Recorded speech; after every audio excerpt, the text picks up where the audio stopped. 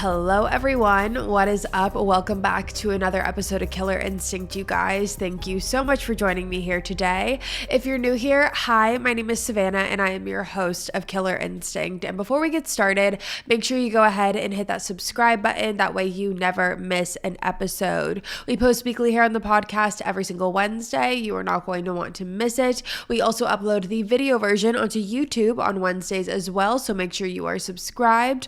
And if you're looking for more exclusive Killer Instinct content, you can always find that over on our Patreon, where we post an additional 3 exclusive episodes a month, and we end the month with an exclusive live stream as well.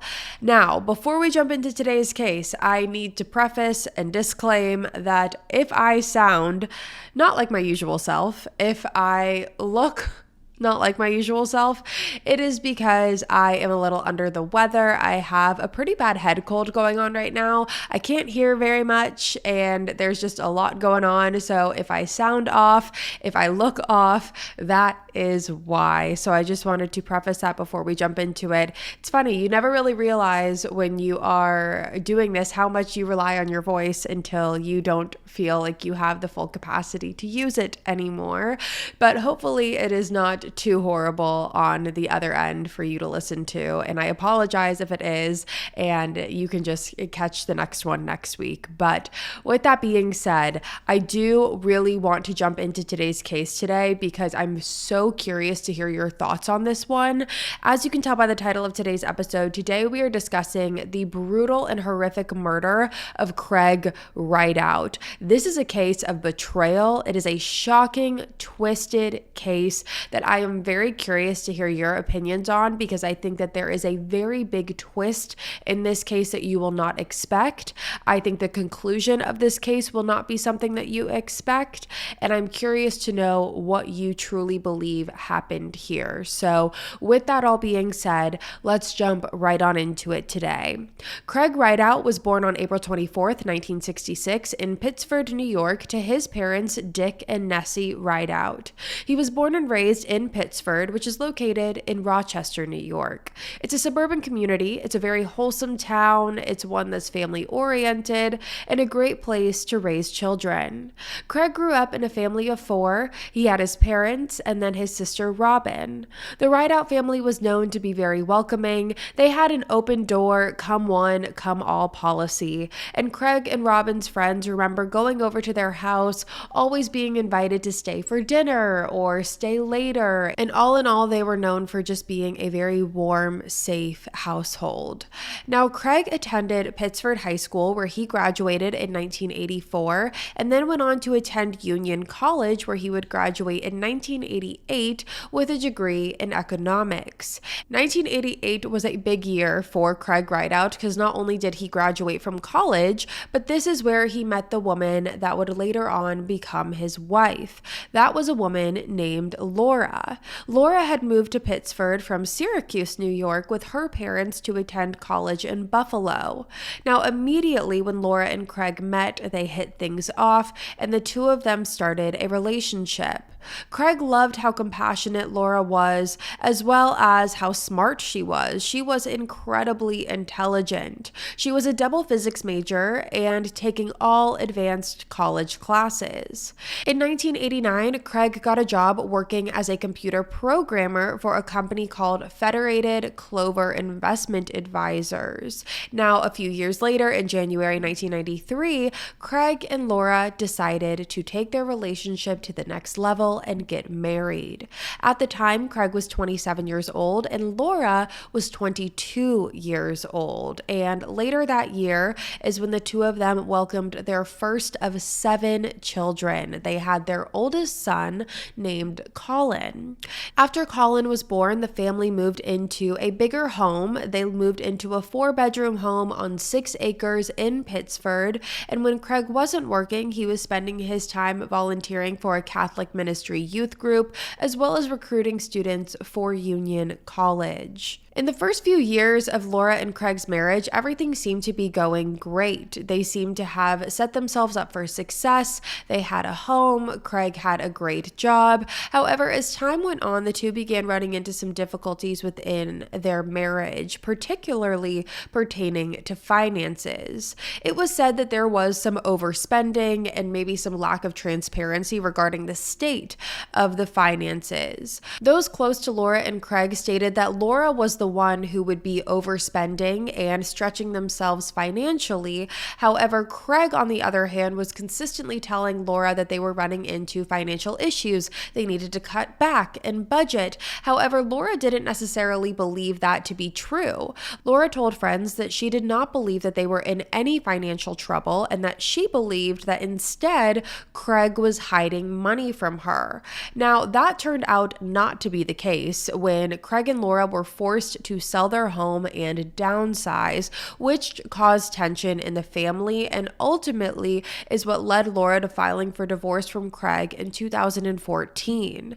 Now, at this point, their children were a little bit older. Colin, their eldest son, had been in college, while the younger kids still remained at home.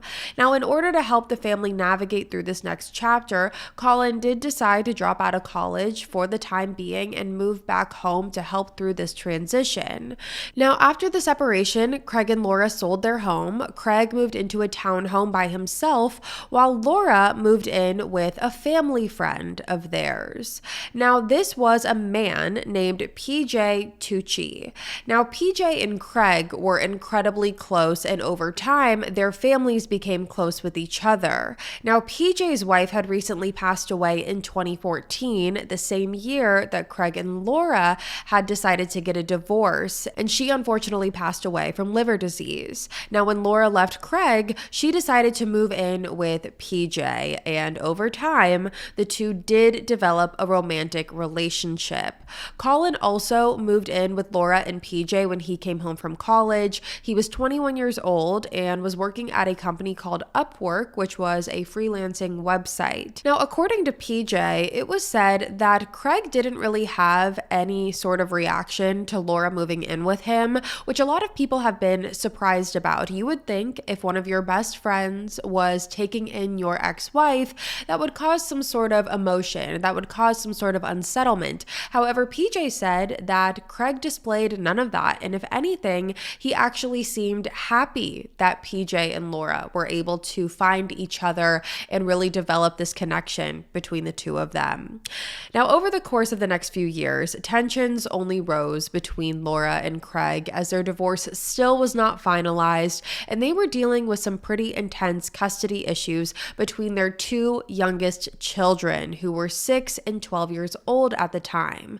Now, Craig was actually given primary custody of the youngest children, which, as you can imagine, Laura was less than thrilled about. The remainder of the eldest children, so the other 5 children, weren't under any strict custody schedule given their age. They were able to really come and go as they pleased with either parent. But the younger two did have a set schedule, a set visitation, even though Craig was rewarded that primary custody. So this brings us to July of 2016. And on July 14th of 2016, Craig's townhome was actually broken into while he was sleeping in the middle of the night. Craig claimed that he woke up in the middle of the night to an intruder who, strangely enough, plucked a hair from his arm, stole his house keys, and his BlackBerry. Craig said he was awoken from the plucking of the hair on his arm. He noticed a sharp pinch on his arm, and when he woke up, he was confused. He didn't know what was going on, and after speaking to his sister Robin, Craig did decide to report the break-in to the authorities, and he told the police that he believed that the person responsible for this break-in was actually his oldest son, Colin. Craig explained that him and Colin had been going back and forth over the years after the divorce, that Colin very much sided with Laura, his mother, in the divorce, and in the days leading up to this break-in, Colin and Craig had actually exchanged some pretty heated emails with one another, and in them, Colin again was expressing his anger towards Craig. Now, the following day, Craig did discover his keys outside of his townhome. They were found in one of his pots, his planted pots outside of the townhome. And police were never able to do a full investigation as to what really happened here and who was the intruder, because it would be 4 days later, on Wednesday, July 20th of 2016, where Craig Rideout would officially be reported missing. Now, on Wednesday, July 20th of 2016, Robin, Craig's sister, had called Craig multiple times throughout that morning on July 20th. She called him, she emailed him, she texted him, she called his work phone. However, she wasn't getting any response. Now, again, she did call Craig's place of work, and she was told via his co-workers that they had actually received an email from Craig the night prior on July 19th, insinuating that Craig's daughter was sick and that if he didn't answer the phone the next day, that it was probably because he was at the doctor's office with his daughter. The co-workers read Craig's email verbatim to Robin, and when Robin heard the email, red flags started popping up and she grew to be genuinely concerned. Not only did Robin know about the break-in that happened just days prior, she also knew about the tense custody battle and the tense divorce that was taking place between Laura and Craig, and she also was aware of the fact that Craig's daughter was not sick. She knew that she had spoken to Craig the night prior and that he mentioned nothing of his daughter being sick.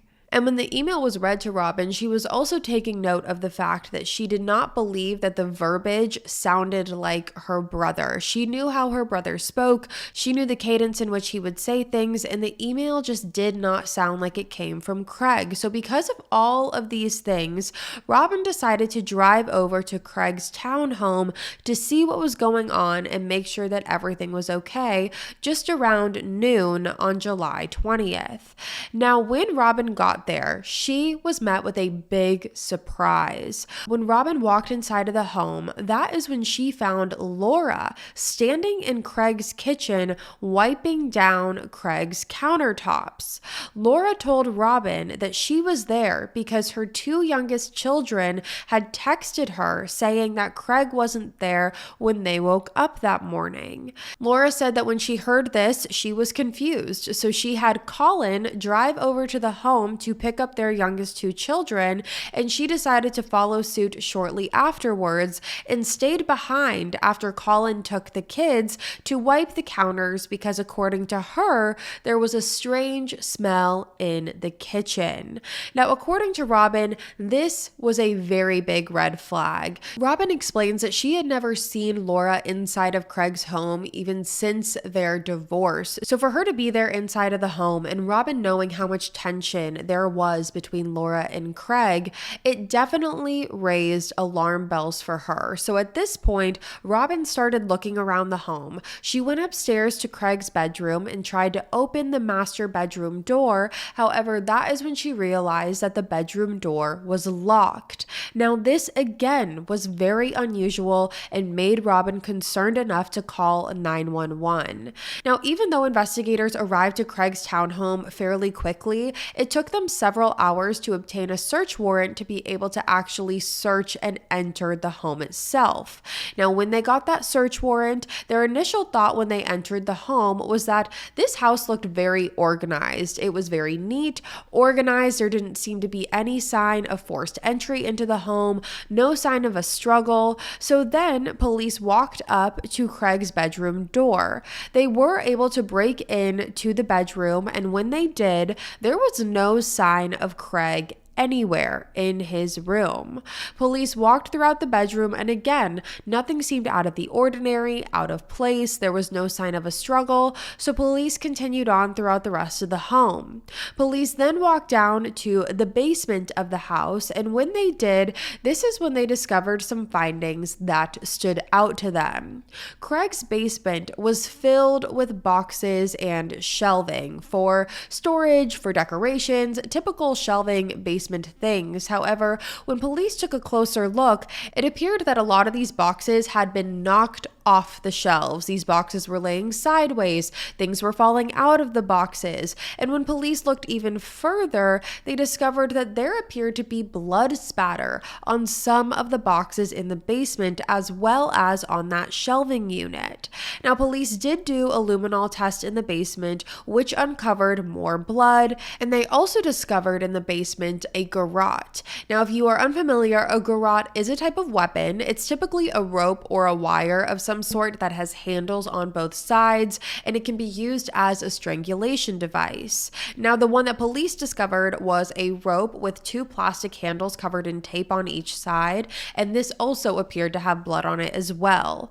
Now, while investigators were at the scene and searching through Craig's home, 2 counties over and about 50 miles away from Craig's home in Yates County, which is mostly a rural farmland community, there had been a farmer who spotted a large shovel on the side of his road near his property. Now, when he saw the shovel, he also discovered that about only 50 feet away was a body wrapped in a brown tarp left in a wooded area. Now, the owners of the property did call 911 to report this, and when police arrived, they could see a man's body wrapped in the tarp, and they also noticed that it appeared that there had been some sort of acid thrown on the man's face because his face was purposefully disguised, almost as if it was to conceal his identity. However, it did not take police long to figure out who this was and to identify the victim, because while they were discovering the body, the man's cell phone started ringing, and the person calling the cell phone would be Robin, Craig's sister. And it was through this and DNA that police were able to confirm that the body that they had discovered was in fact Craig Rideout. Police were actually surprised that Craig's phone had been left in his pocket. This definitely felt like a rookie mistake. And for police, it seemed that whoever did this tried to go the extra mile by disfiguring Craig's face. However, they also left a key piece of evidence behind, which was his cell phone. Now, the medical examiner who conducted the autopsy found that Craig's face and upper chest had been burned, and it was described that his skin had turned into the consistency of shoe leather from whatever acid had been thrown on the upper part of his body and his face. Craig's right cheekbone was also fractured, and there was a blood vessel torn open on his neck. His carotid artery was also ruptured, which caused massive blood loss. Now, the following day, on July 21st, the day after Craig was reported missing and the day after his body was discovered, police got a phone call from a civilian claiming that they had seen 2 young men tossing black garbage bags into a local pond. Now, this local pond was called the Devil's Bathtub. That is what it is known as. The pond is located near Rochester, and it's a well-known spot located within Mendon Ponds Park. So at this point, police didn't know if this was connected or not, but they still went to see what was going on, and that is when they spotted the 2 young men. Now, upon speaking with these young men, police noticed that the last name of these young men was Rideout. And because the local police were very well aware of the active homicide investigation, the deputies informed the homicide unit about this. Now, it was Colin Rideout and Alex Rideout, Craig's 2 eldest sons, who were disposing the trash bags into the Devil's Bathtub. Now, Colin was 21, like I had mentioned earlier, and Alex was 19 years old at this time. Now, when police first arrived, they separated Colin and Alex at the park to speak to them separately. At this point, detectives did not tell them that Craig's body had been discovered, so they did not mention anything about the murder investigation. They just spoke to Colin and Alex as if their dad was still missing. And the reason for doing this, because they wanted to hear Colin and Alex's theories. They wanted to hear what they thought of Craig's disappearance. Now, Alex told authorities that he and Colin were just out at the Devil's couple's bathtub going on a walk together. He actually claimed that he was surprised when he saw the police showed up. He seemed almost a little nervous and confused. And regarding his father, Craig, Alex claimed that he just thought that his dad had ran away to start a new life. Alex said that he remembered his dad saying things like, maybe one day I'll just disappear. So Alex assumed that that is exactly what he did, and that maybe he was on a flight to Mexico and left on his own accord. Now, when authorities spoke to Colin informed them that he hadn't spoken to his dad since Monday. And again, it was Thursday at this point. And Colin said that when he had last spoken to his father, it was via email. And he said that he was concerned for his dad's mental state. Colin explained that he felt like the divorce and the custody and everything that his dad had going on was definitely affecting him mentally, and he was concerned.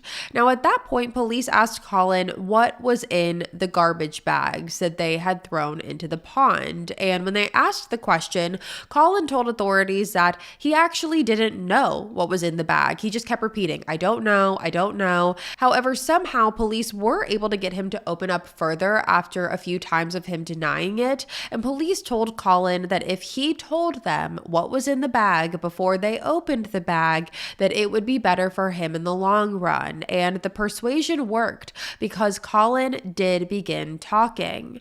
He told authorities that he and his brother Alex had actually been at Craig's townhouse the day before. So again, that would be Wednesday. The same morning that Craig was reported missing and the same day that his body was discovered, Colin claimed that he and Alex were at Craig's townhome that same morning before police had arrived.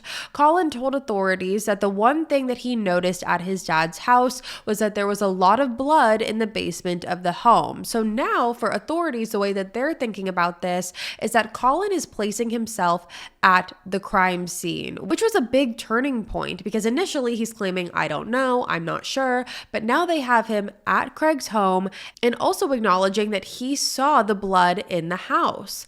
Colin also told authorities that it was his mom, Laura, who gave the garbage bags to him and Alex, and he was told by his mom to just get rid of the bags. Colin said that when his mom told him this, he really didn't ask any questions and just did as he was told. However, still with this information, Colin is claiming that he was not sure what was inside of the garbage bag. So police now took it upon themselves to open up the bags. And when they did, they found multiple items. They found multiple pieces of bloody clothing, bloody gloves, and a sneaker that had blood on it as well. So at this point, both brothers, Colin and Alex, were taken back to the sheriff's office and were arrested on charges of tampering with evidence. Now, after arresting Colin and Alex, police really weren't sure what was going on. They didn't know what Colin and Alex's level of involvement was. However, they were able to arrest them on the tampering with evidence charge in the meantime while they tried to sort everything out. Now, in order to get some more information and some more insight on Craig's relationship with Laura and where it stood at the time of his disappearance, police went to go speak with Craig's sister, Robin. Now, through this, detectives learned more about Craig's current state of life at the time of his murder. Robin explained that Craig and Laura were going through a high tension-filled divorce. She also explained that Laura was now dating one of Craig's former best friends, PJ Tucci, and that had an effect on Craig and the younger children. Laura and Craig rarely kept in contact with each other, according to Robin. She said that the only time that they spoke was regarding pickup and drop-off of the children, and even when doing that, they really weren't supposed to talk to each other. They didn't converse. There was no going into each other's homes. They would just pull up, the kids would get in the car, and they would drive off, which is why Robin stated that she was so taken aback when she walked into the home and saw Laura wiping down Craig's countertops. Now, along with all of this, Robin also informed authorities that at the time of Craig's murder, Laura and PJ were actually preparing to move to North Carolina with the entire family and and all of the children, and that this move was set to happen around the time that Craig was murdered. Police learned that Laura was planning on taking all of the kids, including the two younger ones who Craig had primary custody over. However, when Craig learned of Laura's plans, he put a big stop to it. He told Laura that he was not going to allow her to take the two youngest children out of state, and that this became an even bigger point of contention between the two of them. So at this point, police now went over to PJ Tucci's home, which is where Laura lived. And at this point, police did believe that they had enough evidence based off of everything that they had learned to follow through and arrest Laura. And according to police, when Laura was arrested, she definitely was shocked. And according to PJ, he was a witness to this entire arrest. He said that Laura was absolutely shocked, and that the arresting officer even told Laura that she must have been expecting this, to which Laura responded with, "If I was expecting this, I would have put makeup on."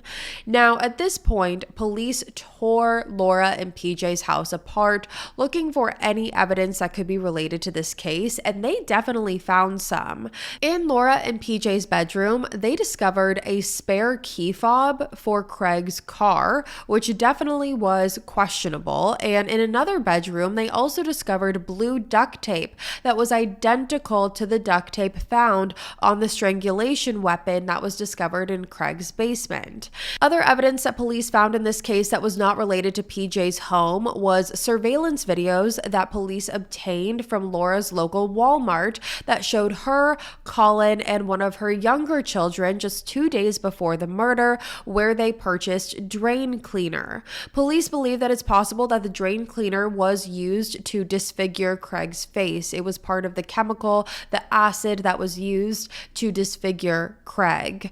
Now, the following day, just a few hours before the murder, Laura and PJ were seen at another Walmart together purchasing a large brown tarp, bungee cords, and more drain cleaner. Now, the tarp that they purchased was also the exact same tarp that Craig's body was discovered in. Now, the day of the murder, Colin is seen back at that Walmart purchasing the shovel that was found on the side of the road near Craig's body. So with these findings, and 6 weeks after the murder of Craig Rideout, PJ Tucci was also arrested. So you had Laura, who was arrested, Colin, Alex, and PJ. And through investigators' findings, police were starting to piece together what they believe happened leading up and on the night of Craig's murder. Police believe that on the night of July 19th, Laura and PJ brought her two youngest children over to Craig's house that evening, which the two younger children did confirm. They were at Craig's house on the night of July 19th.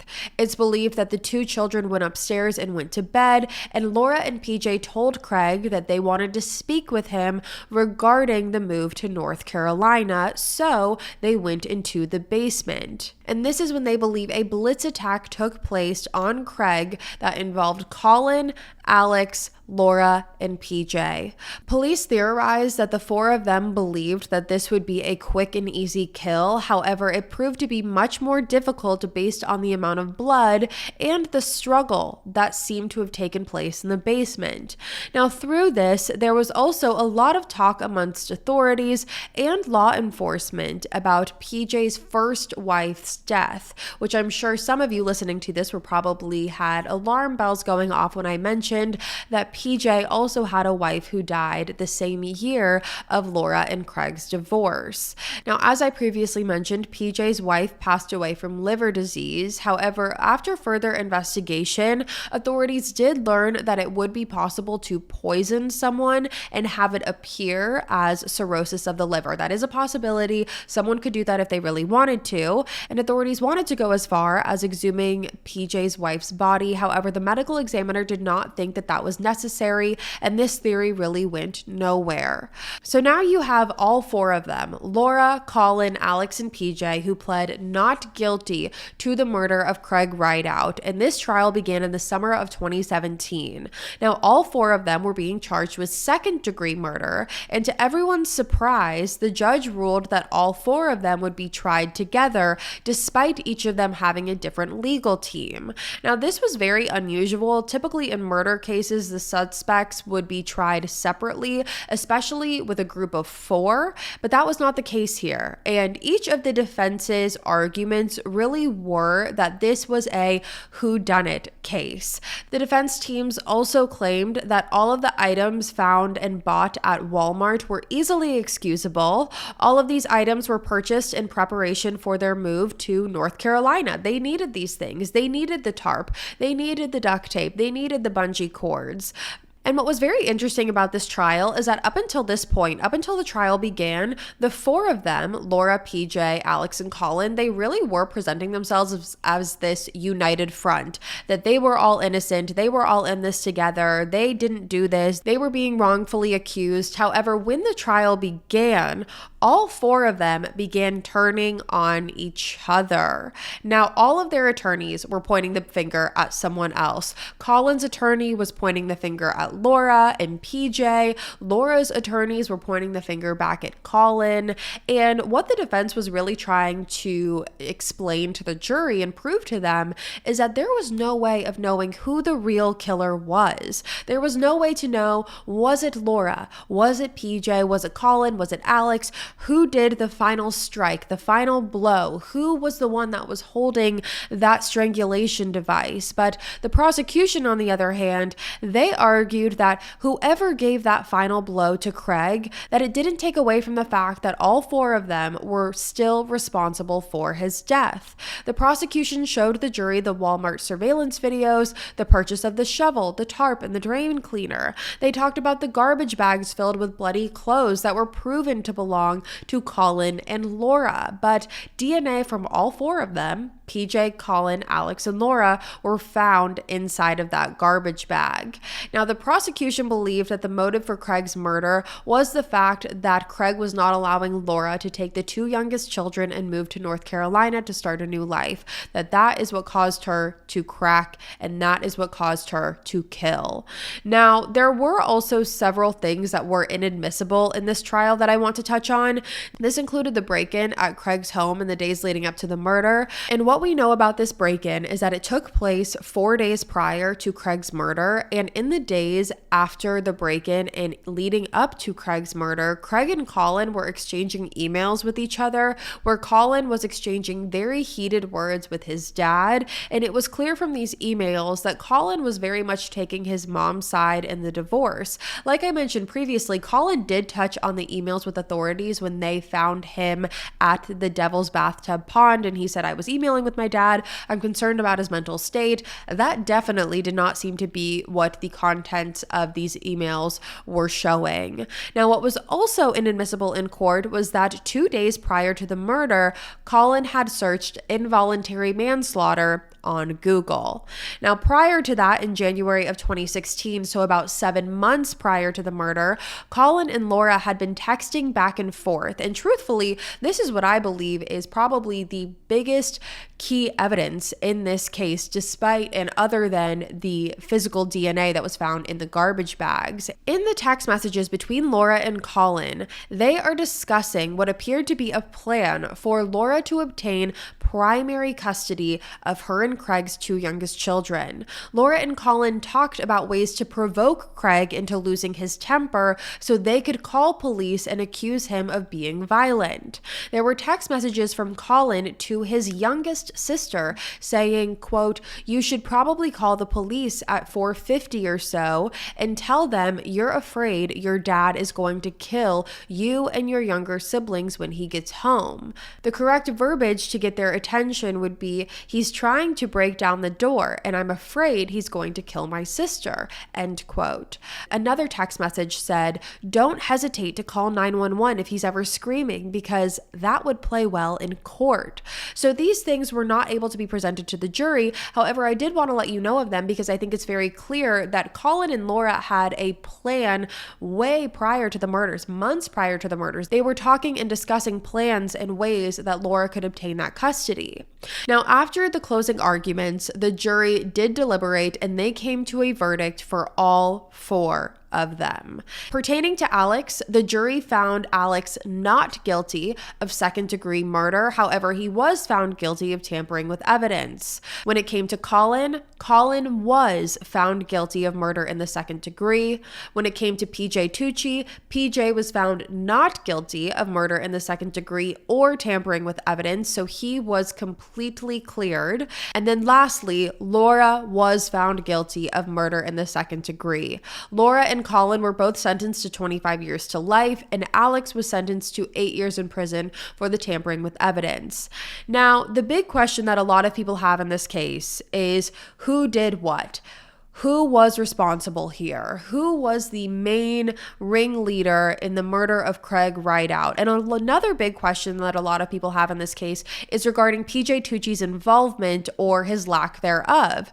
To this day, PJ Tucci stands by Laura, saying that he believes that Laura was not involved and in fact was wrongly convicted of this murder. So that is where he stands on all of this, and he has not wavered from that one single bit. But I'm very curious to hear what you guys have to say about this case, who you think was involved, who you think was not involved, and what you think really happened here. So let me know in the comments below. But with that being said, you guys, it's going to be all from me today. Thank you so much for tuning in to another episode of Killer Instinct. Again, if you're new here, hi, my name is Savannah and I'm your host of Killer Instinct. And before you leave, make sure you go ahead, hit the subscribe button. That way you never miss an episode. We post weekly here on the podcast every single Wednesday. We also upload the video version on here on YouTube as well. All the links to the Patreon can be found in the description box below. I will be back next week with a brand new one for you guys. And until then, stay safe.